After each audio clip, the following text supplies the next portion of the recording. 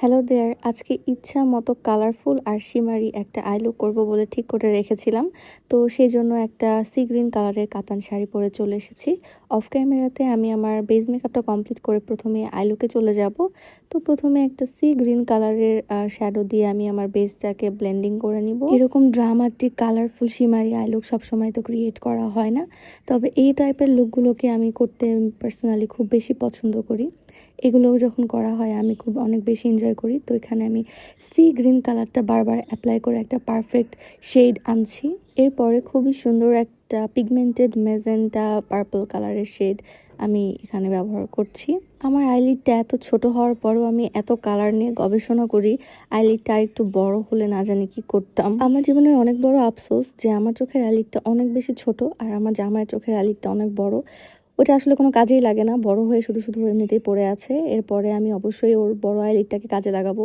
তোমরা দেখার জন্য সাথে থাইকো। তো এখন আপাতত ছোট আইলিডেই ব্লেন্ডিং এর দিকে মনোযোগ দেই। দুটো কালারকে একসাথে ব্লেন্ডিং করে আমি আজকে ইচ্ছা মতো শিমার লাগাবো। এখানে একটা মেজেন্টা কালার ইউজ করার কারণে লুকটা অনেক বেশি ড্রামাটিক হয়ে গেছে।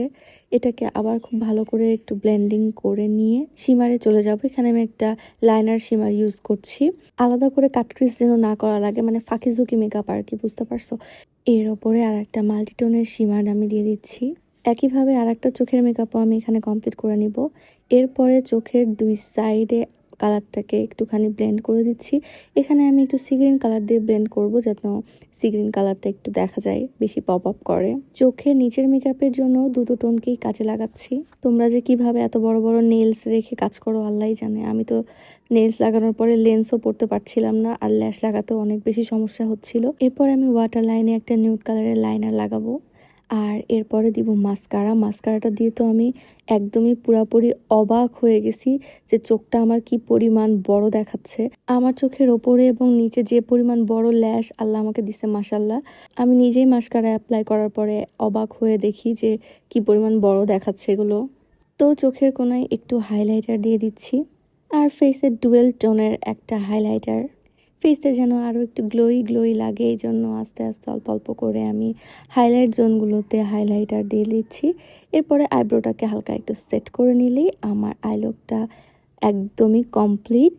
আর এখন জুয়েলারি আর কিছু চুড়ির সাথে তোমরা বলো লুকটা কেমন হয়েছে।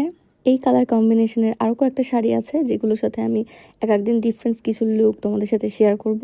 আর আজকে এখন আমার এই লুকটা কেমন হয়েছে সেটা তোমাদের সামনে একটু ঢং করে দেখাচ্ছি। তো তোমরা দেখে বলবা যে কেমন হয়েছে। আজকে এই পর্যন্তই, আবার নেক্সট ভিডিওতে দেখা হবে। ততদিন